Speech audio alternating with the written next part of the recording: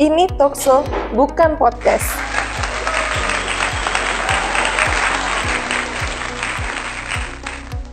Itu siapa sih? Boleh kenalin sendiri? Oke, sebelumnya Assalamualaikum. Terima kasih untuk EGV sudah mengundang saya, diberikan kesempatan untuk kita tatap muka. Ya. Sebelumnya perkenalkan, nama saya Indah Iskasari. Kebetulan saya caleg dari Dapil Tangsel untuk Dapil 2 Kota Tangsel Pamulang. Seperti itu. Dan awal mula saya terjun di dunia politik itu sebenarnya tidak sengaja. Dalam arti kata saat itu memang berarti tidak ada niat, bahasanya tidak ada niat dalam politik, karena memang pergaulan saya mayoritas teman-teman di politik. Jadi saya paham politik itu rumit, bikin pusing, bikin mumet. Jadi benar-benar tidak ada minat. Tetapi setelah itu kebetulan P3 merekomend saya pelajarin profil P3, partai yang sangat saya katakan sangat bagus ya, partai Islam. Berarti saya akan banyak ilmu nanti di sana, seperti itu. Terus tujuan saya terjun ke politik ya, kembali lagi kita sebagai masyarakat umum pastinya punya yang namanya beban, yang intinya harus kita sampaikan.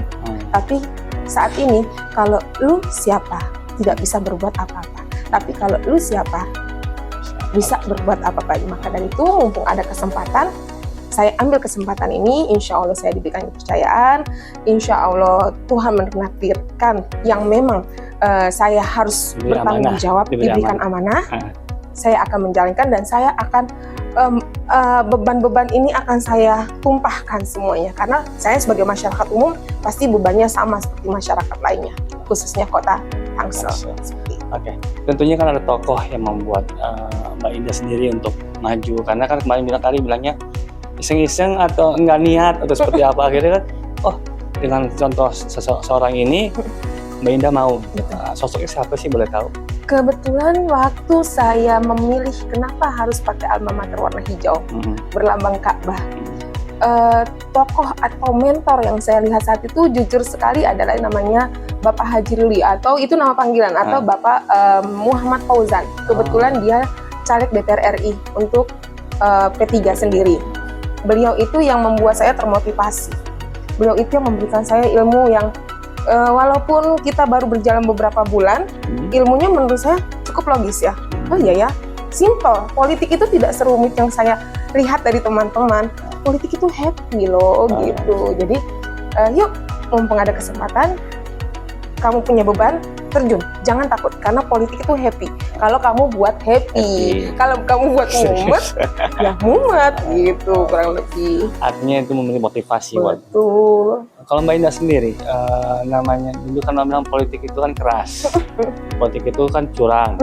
Nah, seperti itu tanda kutip itu membuat maju nggak?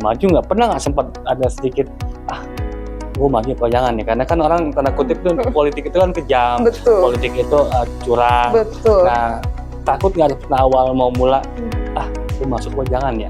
Apa gue coba? Akhirnya memotivasi untuk gue harus maju karena gue ingin menyuarakan hati gue, karena gue masa biasa, akhirnya gue mau pengen luar biasa. Boleh jelasin?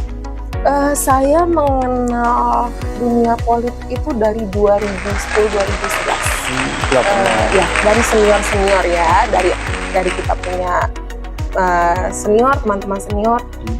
Betul sekali. Itu saya tawaran tuh dari 2010-2011 ya, kurang lebih ya. Ayo maju bla bla bla bla. Bahasanya kita dapat fasilitas lah ya. Mungkin mereka juga melihat dari sisi saya punya potensi, bahasanya. Tapi di situ ya hati kecil saya, enggak lah, politik itu kejam, politik itu jahat, politik itu bla bla bla bla. Tidak mau. Sampai 2022 kemarin itu ada beberapa partai yang memang langsung meminta saya. Bahkan pada saat tiba-tiba saya pakai alma mater warna hijau, ini cerita sedikit ya, curhat sedikit kita. Karena kan kita talkshow ya. Saya ditanya oleh teman-teman, loh kok jadi hijau, bukannya ini gini. Ya, saya kan masih masyarakat umum dong. Saya bebas menentukan apa yang menurut saya terbaik untuk saya. Karena kalau tidak terbaik untuk saya, bagaimana saya memberikan terbaik untuk masyarakat saya? Gitu kan. Oh iya, bla bla bla bla bla. masih berkecimuk nih otak dan hati saya, takut ini bla bla. Tapi kebetulan tadi kamu kan tanya dulunya siapa sih? Kebetulan saya dulu sampai detik ini saya di bidang pertemuan, industri pertemuan, gedung pertemuan. Jadi pengusaha gedung pertemuan lah ya. Kebetulan saya juga di organisasi tersebut. Ternyata bukan hanya politik yang kejam, bisnis pun juga kejam. Ya kan, pedagang di pasar pun juga kejam. Dunia ini kalau tidak kejam bukan hidup namanya kan gitu. Makanya kita harus berani. Tanpa adanya keberani ya, bukan berarti nekat. Kalau berani kan istilahnya, kalau saya punya pemikiran dan pendidikan di keluarga saya, kalau lu berani, even di depan ada batu, lu kesandung, lu tidak menyalahkan siapapun, termasuk Tuhan lu. Tetapi kalau lu nekat, lu baru kesandung kerikil, lu akan menyalahkan seluruh orang, termasuk Tuhan lu. Jadi saya mencoba memberanikan diri. Berani bukan berarti nekat, berarti kan saya sudah punya bekal. Saya sudah minta bekal dari orang-orang yang memang menurut saya layak saya jadikan mentor ya. Seperti itu. Takut memang, takut ya bla bla bla bla.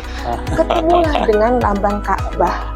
Di situ mereka pendekatannya memang sangat smooth, pelan. Agak lama nggak sih itu akhirnya? No. Cepat. P3 ini menurut saya ya, maksudnya membuat saya membuka pikiran saya, ya saya harus berani. Karena saya punya beban sebagai masyarakat, dan gue ingin bersuara. Beban ini juga sama seperti beban teman-teman kita, sahabat-sahabat kita lainnya gitu kan. Bagaimana gue bisa bantu sahabat gue? Kalau gue tidak jadi apa-apa, apa cuma sebagai tempat curhat doang, tempat keluh kesah doang kan enggak dong, kita mau harus ada tindakan. Disitulah Partai P3, seseorang ini memperkenalkan saya, memberikan saya satu motivasi, membuat saya membuka. Lalu saya bertemu dengan Bapak Haji Ruli atau Bapak Muhammad Fauzan, saya diberikan pendidikan. Beliau yang sangat, menurut saya bukan pendidikan beda dengan yang saya dapat sebelumnya. Saya tidak diajarkan pola yang menggebu-gebu, tidak. Tetapi pola yang smooth, dibuat happy. Semua caleg harus happy. Kalau tidak happy, bagaimana nanti ke depannya gitu. Jangan ada yang ribut-ribut. Karena kalau nanti insya Allah kamu jadi wakil rakyat, belum apa-apa sudah ribut, nanti gimana kamu menolong rakyat yang memang sedang keributan dengan bebannya gitu. Oke, dari situ ya, saya harus berani, saya terjun. Akhirnya saya bismillah, semoga P3 membuat saya bahasanya diberikan kepercayaan oleh masyarakat. Itu dia. Saya duduk di sini, saya memakai alma mater saya bertemu dengan masyarakat saya, bukan saya yang saya promosikan, tapi partai saya. Karena kalau bukan melalui partai, saya bukan apa-apa. Kalau partai saya tidak dipercaya masyarakat, apalah saya. Maka dari itu saya selalu duduk kepada masyarakat, bukan sayanya. Tapi saya punya tanggung jawab.